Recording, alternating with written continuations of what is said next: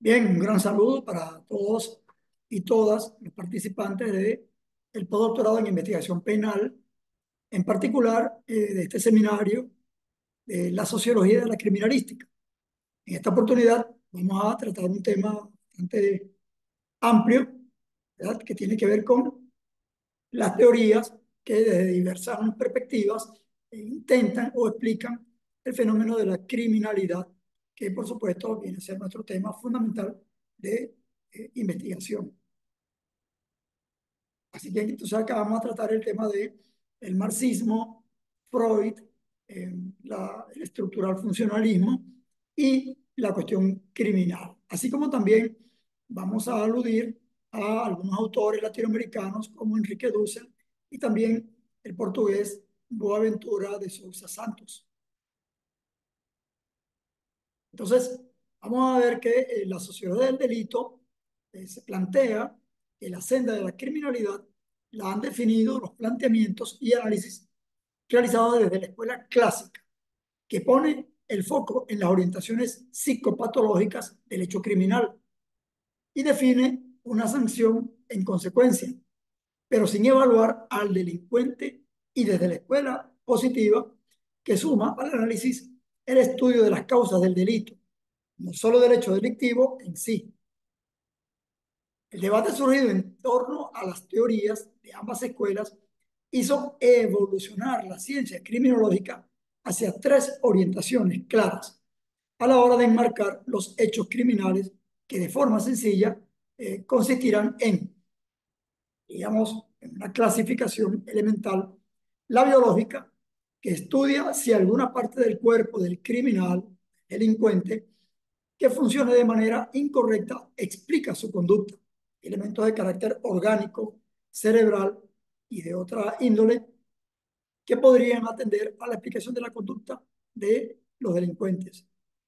La sociológica, que evalúa los delitos como fenómeno social. Entre ellas tenemos la teoría del conflicto y algunas que vamos a ver más adelante. Y la psicológica, que analiza si el comportamiento delictivo se debe a una perturbación en el mundo anímico de la persona, en la psique de la persona. Y acá, por supuesto, incorporamos el enfoque marxista del análisis de la delincuencia, el crimen o los delitos. Desde la perspectiva psicológica, ¿no? Hablar de la psicología y la cuestión criminal, existen dentro de su perspectiva teorías o enfoques que tratan de explicar la criminalidad como un desorden de la psique dado por traumas infantiles. Como ejemplo tenemos para ello el psicoanálisis. Y el psicoanálisis lo hemos visto nosotros muchas veces en clichés de series televisivas norteamericanas, estadounidenses o gringas, como las series de televisión Criminal Minds, Mentes Criminales, Escena del Crimen y La Ley y el Orden SVU, que es Unidad de Víctimas Especiales, donde tratan una serie de temas vinculados con el hecho delictivo para tratar de explicar a los criminales seriales. Allí vemos niños maltratados, abusados, mujeres, para justificar el origen de los actos delictivos. Ante la justicia no es suficiente explicación la parte psicológica. Tiene que ver mucho, pero la conducta criminal no se puede justificar por esos hechos de manera determinista, ya que la conducta humana no puede explicar científicamente la delincuencia como manifestación de hechos de la infancia. En función de ello, vemos que los aportes de la psicología son claves porque es una ciencia fundamental para explicar la conducta humana y de ella, por supuesto, hay que tomar los aspectos funcionales, patológicos. Entonces, la psicología debe aportar elementos explicativos para la prevención y la no reincidencia delictiva. Desde otra perspectiva, vamos a analizar algunos autores que tienen que ver con la sociología, con una perspectiva sociológica vinculada con la denominada corriente estructural funcionalista de la sociología.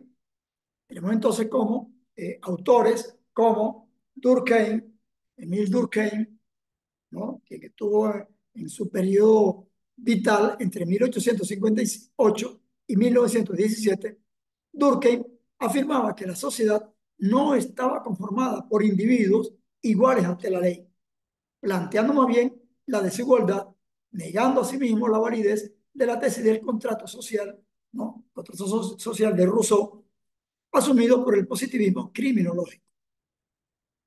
La desviación social, que es un concepto fundamental de Durkheim, es explicado por él en 1897 en su libro El suicidio, en el que distingue la desviación altruista, la egoísta y la anómica.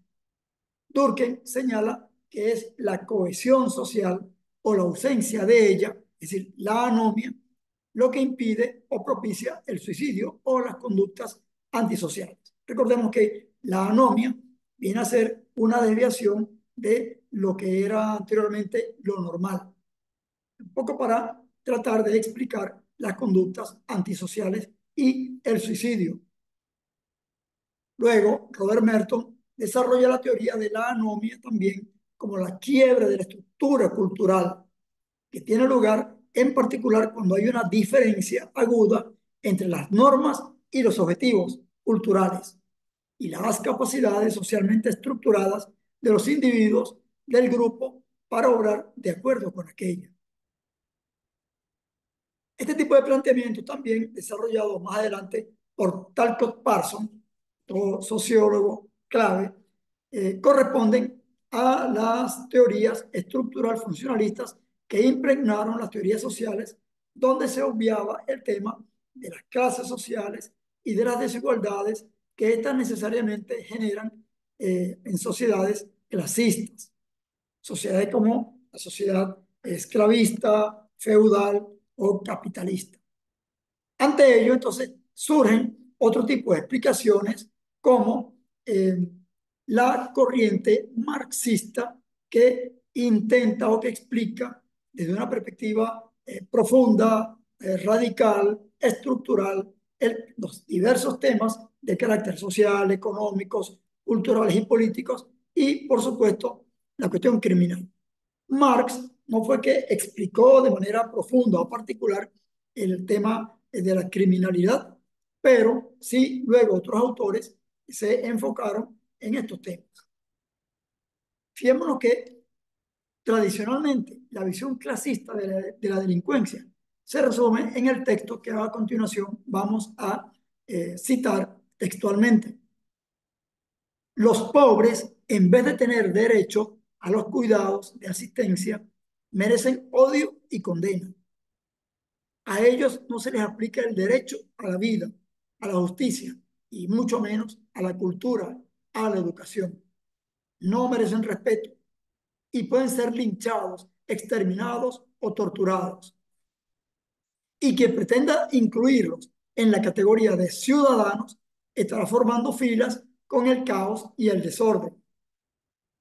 Este es un texto de Malaguti, autor brasileño, del año 2003, ¿no? Que asumía una búsqueda de la explicación del tema de las drogas y la juventud pobre en Río de Janeiro, Brasil. Es como ver un poco aquellos conceptos del pasado vinculados con los esclavos, que no eran considerados seres humanos, que no eran considerados seres que tenían derecho ni siquiera a la vida, a la libertad o al disfrute, sino que dependían absolutamente de los amos. Una visión absolutamente clasista, excluyente y absolutamente inequitativa y desigual de la sociedad. En tanto que para Ruche y Kirchner, el año 2008, cada modo de producción, que es una forma de analizar la realidad desde una perspectiva marxista, cada modo de producción crea un sistema punitivo, un sistema de punición que se corresponde y adecua a las necesidades de producción y reproducción de sus relaciones sociales. De esta manera, ambos autores observan la importancia de situar el crimen y el control social al interior de la estructura económica y del sistema de poder político y jurídico de cada sociedad. Precisamente, una de las manifestaciones sociales donde más se manifiesta la desigualdad del sistema capitalista es precisamente en el tema delictivo. La clase social desposeída acude al delito vinculado con el robo a la propiedad o formas violentas como formas de resolver la vida material o reacciones ante las situaciones frustrantes. Bueno, como decía un líder de la llamada Cuarta República en Venezuela, Gonzalo Barrios, decía que en Venezuela se roba porque no hay razones para no robar. O se justifica que se robe porque se cobra poco, tenemos poco salario, entonces por eso podemos, los cuerpos de seguridad, los empleados públicos, etcétera, acudir al robo, a la estafa, al fraude, porque se es pobre. Ello significa entonces generar un dilema ético entre los valores y las necesidades sociales. ¿Qué prela más? En el capitalismo, el derecho penal, lejos de proteger los intereses generales de la sociedad, es un mito burgués, protege intereses privados vinculados a la maximización de los lucros, condición necesaria para la permanencia y reproducción de este modo de producción, clasista, injusto y desigual. Vemos así entonces que la manipulación ideológica orquestada por los medios de comunicación, lo que llaman un populismo punitivo, hace que la alarma social sea inversamente proporcional al daño causado, mientras que pequeños delitos son efectivamente perseguidos y penalizados. Los delitos denominados de cuello blanco, es decir, los de los corruptos, los de los políticos, los del alto funcionariado, gozan en general de impunidad. Al mismo tiempo que se criminalizan delitos comunes, los que provocan grandes daños sociales, económicos y ecológicos cometidos sobre todo por las corporaciones económicas, tienen inmunidad legal. Y allí entonces una vertiente clasista del hecho criminal y de ver la cuestión criminal desde una perspectiva clasista. Cuando un robo individual, estimados participantes, alcanza pocas víctimas, la sociedad quiere castigar implacablemente, pero pocos reaccionan cuando la criminalidad damnifica a las mayorías. Aquí tenemos un caso en Venezuela emblemático que cumplió el año pasado, 2023, 40, o estamos cumpliendo, mejor dicho, ahorita en el año 2024, 40 años, que fue el famoso caso de la quiebra de las 17 entidades financieras privadas más grandes del país. En Venezuela, donde se victimizaron más de 4 millones de venezolanos y venezolanas. Y solo un banquero estuvo preso en Nueva York durante 2 años, llamado Orlando Castro. Esta crisis se generó entre enero y febrero y marzo del año 1994. Acá vamos a recordar una de las canciones muy importantes de Ali Primera, quien plantea que en la canción de Ruperto, dice, no tenía para enterrarlo el desempleado Ruperto y buscó robar a Ruperto para llevarlo al cementerio, refiriéndose a su hijo muerto. Y apresaron a Ruperto. Y entonces aquí Ali Primera exclama, la policía siempre es eficiente cuando se trata de los pobres. Aquí está el audio donde podemos oír la tremenda denuncia de Ali Primera sobre Ruperto. Vemos entonces que la crisis bancaria de 1994 fue una de las más graves de la historia latinoamericana, antes del proceso bolivariano, y afectó al país con el congelamiento de al menos el 50% de las cuentas de los ciudadanos y se convirtió en uno de los mayores fraudes o estafa bancaria a nivel mundial.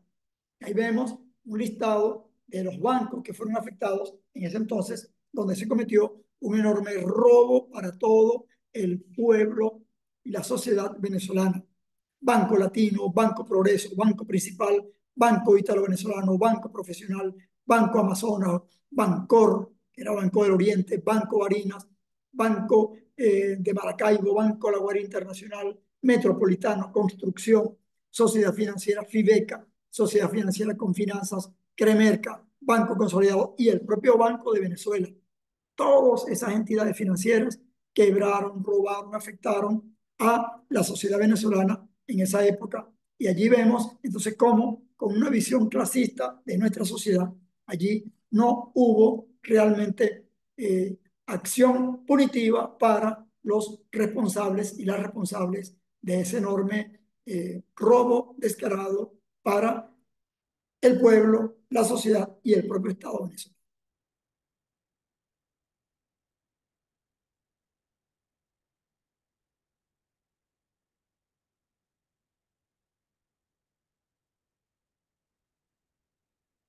En este sentido, entonces, hemos podido recorrer varias teorías, varios planteamientos que nos hacen entender la criminalidad de una manera mucho más amplia, como debemos realmente verlas.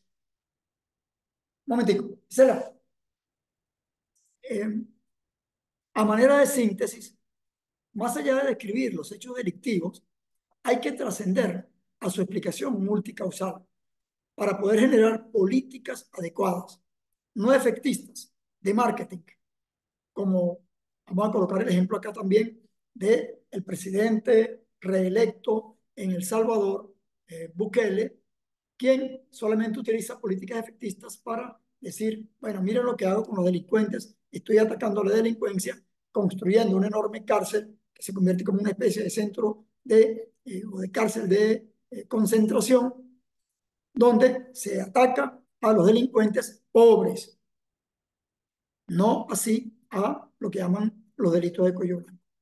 Entonces, ese marketing publicitario no es adecuado, sino que se debe generar un real impacto estructural en esta realidad para transformarla de manera radical, es decir, desde la raíz.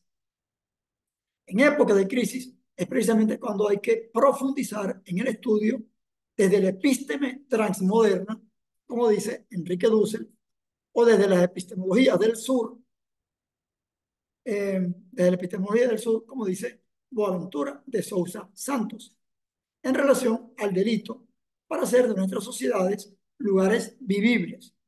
Es decir, en clave de los aymaras bolivianos, nuestros habitantes originarios bolivianos, el buen vivir.